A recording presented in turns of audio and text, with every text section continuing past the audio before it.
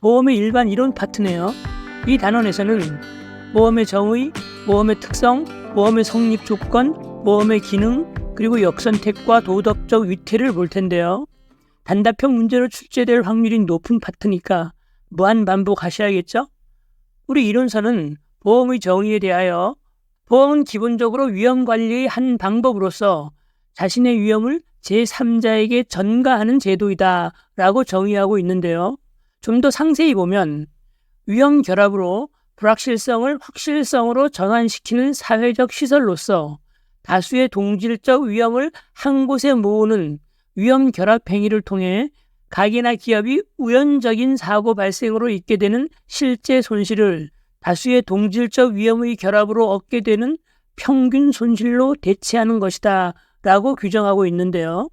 쉽게 말하면 개인에게 발생한 실제 손실을 다수가 공동으로 부담한 보험료로 대체한다는 의미예요.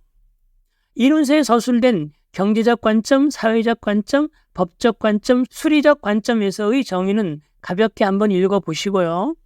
이어서 보험의 특성 5가지가 나열되어 있네요. 5점짜리 단답형 문제로 1순위겠죠? 대수의 법칙, 위험 전가, 손실의 집단화, 위험 분담, 실제 손실에 대한 보상인데요. 제가 강의하는 순서는 이론서와 좀 달라요. 큰 문제가 없다면 가능하면 암기 코드에 맞추려 하거든요. 출제가 된다면 답안 나열 순서는 전혀 문제가 되지 않으니까요. 보험의 특성은 이렇게 외우네요. 보험의 특성을 몰라서 대전집을 담보로 날렸어. 이렇게요. 그리고 암기 코드도 가능하면 제목을 포함시키려 해요. 워낙 암기 사항들이 많아서 그냥 대전집 담보 이런 식으로 외우면 나중에 암기 코드는 외웠는데 그게 어디에서 나왔지? 이렇게 되거든요. 어쨌든 보험의 특성을 몰라서 어리버리하다가 상속받은 대전의 집 한 채를 담보로 날렸나 봐요. 대수의 법칙, 위험 전가, 손실의 집단화, 위험 분담, 실제 손실에 대한 보상. 먼저 대수의 법칙을 보면 표본이 클수록 결과가 점점 예측된 확률에 가까워진다는 통계학적 정리인데요. 말이 너무 어렵네요. 계약자가 많아질수록 보험회사는 보다 정확하게 손실을 예측할 수 있다는 말이에요. 나중에 볼 손해보험의 원리 중에서 위험 대량의 원칙과 연결되는 개념이네요. 두 번째로 위험 전가는 개인이 가진 위험을 보험회사에 넘긴다는 의미이고요. 예기치 못한 손실의 집단화는 우연히 발생한 위험을 집단화하기 전에는 각자가 개별 위험에 대해 책임을 져야 하지만 손실을 집단화함으로써 개인이 부담해야 하는 실제 손실은 위험 집단의 평균 손실로 대체한다. 이 말도 역시 어렵네요. 쉽게 생각하면 일단 고의가 아닌 우연히 발생한 손실에 대하여만 그 위험을 집단이 공동으로 부담하고 손실을 집단화하면 개인의 실제 손실을 집단의 평균 손실로 대체할 수 있다는 말이에요. 보험의 정의에서 정리했죠? 위험 분담도 비슷한 의미인데요. 개인이 부담할 위험 손실을 집단이 나누어진다는 말이고요. 실제 손실에 대한 보상은 보험으로 이득을 취할 수 없다는 이득 금지의 원칙을 구현한 것으로서 실제 발생한 손실만큼만 보상을 받게 되면 보험 사기와 같은 도덕적 위태를 줄일 수 있다는 말이에요. 정리하면 보험의 특성을 몰라서 대전집을 담보로 날렸어. 보험의 특성은 대수의 법칙, 위험 전가, 손실의 집단화, 위험 분담, 실제 손실에 대한 보상 이렇게 되겠네요. 다음은 보험의 성립 조건인데요. 첫 번째로 동질적 위험이 다수 존재해야 한다. 동질적 위험이란 발생 빈도와 피해 규모가 유사한 위험을 의미하는데요. 특성이 같거나 유사한 위험끼리 결합되어야 동일한 보험료가 적용되어도 형평성을 유지할 수 있기 때문이죠. 자가용 승용차와 영업용 택시를 비교해보면 되겠네요. 자가용 승용차 운전자는 그걸로 출퇴근밖에 안 해요. 영업용 택시는 하루 종일 운행하고요. 만일 같은 보험료 체계가 적용된다면 당연히 불합리하겠죠. 그래서 동질적 위험끼리 결합되어야 한다는 말이죠.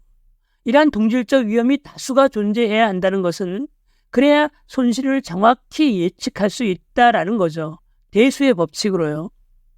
다음, 경제적으로 부담 가능한 보험료는 보험료가 너무 비싸면 아무도 보험에 가입하지 않고 결국 보험 자체가 성립하기 어렵겠죠. 세 번째로 한정적 손실을 보면 보험이 가능하기 위해서는 피해 원인, 발생 시간, 장소, 피해 정도 등을 명확하게 판별하고 측정할 수 있어야 하네요. 그렇지 않으면 보험료나 보험금 책정이 어렵다는 말이죠. 전염병 같은 것을 생각해 보면 되겠네요. 이런 건 국가적 재난이라 보험화하기 어렵겠죠? 네 번째는 손실의 우연적 발생인데요. 당연한 조건이겠죠? 우연이 아니라 고의적으로 사고가 일어난다면 그것은 보험 사기가 되겠죠. 다섯째는 비재난적 손실인데요. 이건 손실의 규모를 말하는 거예요. 일본 지진처럼 엄청난 재난 수준의 사고를 보험회사가 감당한다면 바로 파산하고 말 거예요. 그래서 손실의 규모가 지나치게 크지 않은 비재난적 손실이어야 하고요. 마지막으로 확률적으로 계산 가능한 손실인데요. 이것도 보험료나 보험금을 계산하기 위해서는 당연한 조건이겠죠. 이상 6가지 보험의 성립 조건은 어떻게 암기하는가? 보성이가 동경에 가서 한우를 비어먹을 확률, 이렇게 외우네요. 보성은 보험의 성립 조건, 동은 동질적 위험의 다수 존재, 경은 경제적으로 부담 가능한 보험료, 한은 한정적 손실, 우는 손실의 우연적 발생, 비는 비재난적 손실, 확률은 확률적으로 계산 가능한 손실. 보성이가 동경에 가서 한우를 비어먹을 확률은 빵이야, 이렇게 되는 거죠. 다음은 보험의 순기능과 역기능을 볼 텐데요. 여기는 내용이 어렵지 않기 때문에 제목 정도만 정리해 볼게요. 가볍게라도 이론서를 한번 읽어보셔야 해요. 먼저 보험의 순기능, 보순인데요. 보순이라는 이름은 좀 기억해 두세요. 주식을 잘하는 젊은이라서 뒤에 또 나오거든요. 보험의 순기능은 투자 재원 마련, 자원의 효율적 이용 기여, 불안 감소, 신용력 증대, 그리고 손실 회복, 안전의식 고양이 보험의 순기능인데요. 우리는 이렇게 묻고 있네요. 보순아, 투자 불신 때문에 손실 안 봤어? 보순, 보험의 순기능, 투자 재원 마련, 자원의 효율적 이용 기여, 불안 감소, 신용력 증대, 손실 회복, 안전의식 고양. 보순이 오빠가 보혁인데요. 보순이한테 배워서 얘도 주식을 잘해요. 보혁이는 손보사 덕분에 대박 났어요. 보역, 보험의 역기능, 손실 과장으로 인한 사회적 비용 초래, 보험 사기의 증가, 사업 비용의 발생. 보순이는 투자 불신에도 손실을 안 봤고요.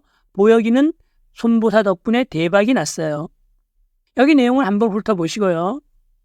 이제 마지막으로 역선택과 도덕적 위태를 볼 텐데요. 이거는 좀 중요하네요. 둘 다 정보의 비대칭성으로 발생하게 되는데요. 특히 개념을 정확히 파악해 두세요. 역선택이란 보험계약 체결 전의 상태를 말하는데요. 계약자 또는 피보험자가 보험자보다 더 많은 정보를 가지고 있으면 계약자 측에서 자신에게 이득이 되는 보험을 선택한다, 이런 말이죠. 가축재해보험이 대표적인 예인데요. 자신이 가지고 있는 가축 중에서 건강한 놈은 빼놓고 약하고 병든 놈들만 보험에 가입하려 한다는 말이죠. 이것을 역선택이라고 해요. 가축의 상태는 보험회사보다 농부가 더 정확히 알고 있을 테니까요. 가축재해보험은 이러한 역선택을 막기 위하여 가축 일부만 가입하는 것을 금지하고 있어요. 다음은 도덕적 위태인데요.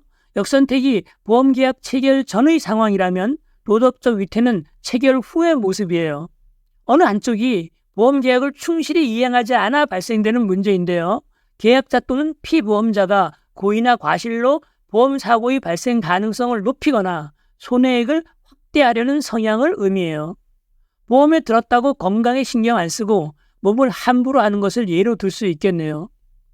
역선택과 도덕적 위태의 공통점은 정보의 비대칭성으로 발생한다는 것이고 차이점은 계약 체결 시점과 관련이 있네요.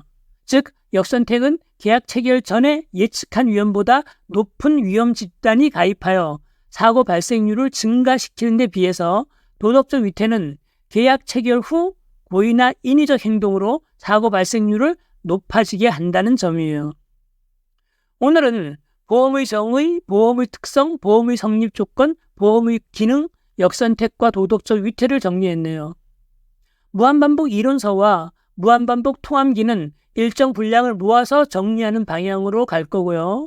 수험 단계상 아직 암기에 치중할 단계는 아니어서 손평의 정석과 손평의 왕도를 적절히 배치해서 올려드릴게요.